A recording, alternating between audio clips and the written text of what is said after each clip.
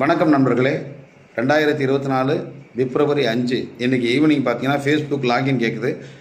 திரும்பி லாகின் கொடுத்தா log out ஆகுது. பாஸ்வேர்டு போட்டால் ஓப்பன் ஆகலை. எனக்கு மட்டும்தான் பார்த்தீங்கன்னா என்னுடைய நண்பர்கள் எல்லாருக்கும் அப்படி நடக்குது. இன்ஸ்டாகிராம்லேயும் எதையும் பதிவிட முடியல. இந்த ஃபேஸ்புக் இன்ஸ்டாகிராமில் உள்ள ரீல்ஸ்லாம் பார்த்தீங்கன்னா ரொம்ப ஆபாசமாக இருக்குங்க. யூடியூப்பில் இந்த மாதிரி ஆபாசமான பதிவுகள் போட்டால் உடனே அதை வந்து இந்த சேனலை முடக்கிடுவாங்க.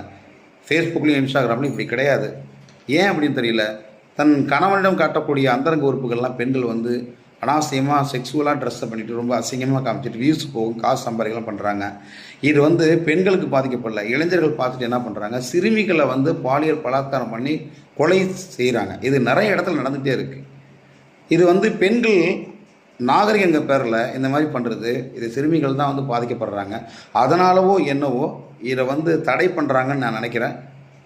நல்ல விஷயங்களுக்கு பயன்படுத்துங்க சமூக வலைதளங்களை.